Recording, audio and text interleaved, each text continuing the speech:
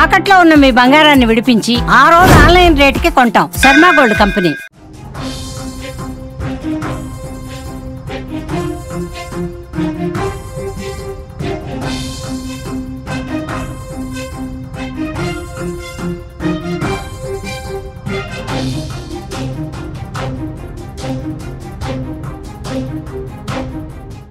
Yes కుక్కతోక వంకర అన్నట్టు పాకిస్తాన్ బుద్ధి కూడా అంతే వంకర.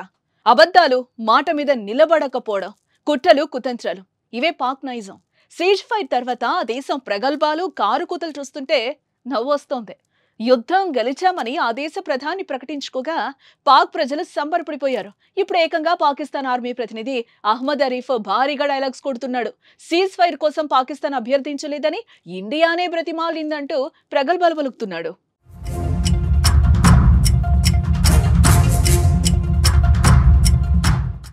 ఇండియా సైనిక శక్తి ముందు పాకిస్తాన్ సైన్యం దేనికి పనికిరాదు. వారి చైనా పీస్లను భారత రక్షణ దళం నేలకేసి కొట్టింది. 400 డ్రోన్లను పంపిస్తే ధ్వంసం చేశాం. క్షిపణులను తిప్పి తిప్పి కొట్టాం. పాక్ ఫైటర్ జెట్స్ కూడా నాశనం చేశాయి మన భద్రతా దళాలు. కానీ మన దాడులను ఒక్కటి కూడా పాక్ అడ్డుకోలేకపోయింది. ప్రధాన నగరాలన్నీ మన ఆయుధాలు టచ్ చేసి బాంబులు వేసొచ్చాయి. కరాచీ పోర్టుతో పాటు 4 ఎయిర్ బేస్లను కూడా ధ్వంసం చేశాయి. ఈ దాడుల్లో భారత్ మాత్రం ఎక్కడా పాక్ ప్రజల జోలికి పోలేదు. వారికి ప్రాణ ఆస్తి నష్టం కలిగించను లేదు.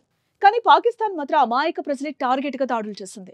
సరిహద్దు ప్రజల ఇంటిపైకి బాంబులు వదిలారు. వారి ప్రాణాలు తీశారు. చివరికి భారత్ దాడులు తట్టుకోలేమని తేలిపోయిన పాకిస్తాన్ అమెరికా సాయంతో ఇండియాను సీజ్ ఫైర్ కొప్పించింది. కానీ ఇప్పుడు మాత్రం మేము ఒప్పుకోలేదు, తామే బతింలాడారు అంటూ అబద్ధాలను అల్లేస్తోంది. అంతేకాదు భారతదేశానికి చెందిన 26 భారత సైనిక స్థావరాలు, ఎయిర్ బేస్లపై దాడులు చేశామంటూ చెప్పుకొని ఆనందపడిపోతోంది. బ్రహ్మోస్ క్షిపణి స్టోరేజ్ ఫెసిలిటీని కూడా పాక్ ధ్వంసం చేసిందని అహ్మద్ అరీఫ్ చౌదరి అన్నారు. Let me say it very clearly and put it on record. Pakistan never requested. The fact of the matter is that on the night of 6th and 7th May, once those ghastly and cowardly attacks were made, the Indians requested after those attacks. And Pakistan gave a very clear response that we will communicate back only after we have given the response that this and retribution that this act deserves. So on 10th of May, after that response and retribution, that just retribution, targeting not the civilians, but those military establishments, those units, those places from where the attack on the civilians, the innocent civilians, the children was made, once they were neutralized and taken out, on the request and intervention of the international interlocutors, we responded to the already made request of the Indians. ఇది పాకిస్తాన్ బుద్ధి. ఇలా ప్రవర్తించడం ఆ దేశానికి ఏం కొత్త కాదు కదా. ప్రజలు వారిపై తిరుగుబావుట ఎగరవేస్తారనే భయంతో ఇలా అబద్ధాలు చెప్పి వారిని నమ్మిస్తోంది. సీజ్ ఫైర్ తర్వాత కూడా ఆ దేశం నిబంధనలను ఉల్లంఘించింది. మరోసారి అలా చేస్తే మాత్రం భారత్ దళాలు ఆ దేశానికి వెళ్లి ఆ సైన్యాన్ని మట్టుబెడతాయి. పీఓకే స్వాధీనం కూడా చేసుకుంటామని మోదీ స్ట్రాంగ్ వార్నింగ్ ఇచ్చారు. తోక జాడిస్తే మాత్రం కట్ చేయడానికి భారత్ సిద్ధంగా ఉంది. మరి కవ్వించి పతనమైపోతారో లేదా ఒళ్ళు దగ్గర పెట్టుకునే జాగ్రత్తగా ఉంటారో చూడాలి మనం కూడా. And if you see publicly, what's on the public record? What I have shown you just now. What was the public position of the Ministry of Defence of the Indian Armed Forces?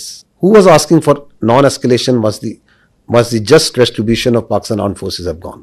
So I think the record publicly, the facts speak for themselves. You want me to make public that what strategy are we going to adopt? For any threat, anything that they can pose, posture, your armed forces are always vigilant and ready. We have proved it on ground multiple times. We can prove it. So, and we don't respond, and we are not here for a response that what they said, and so it's not that what they said that I have to say.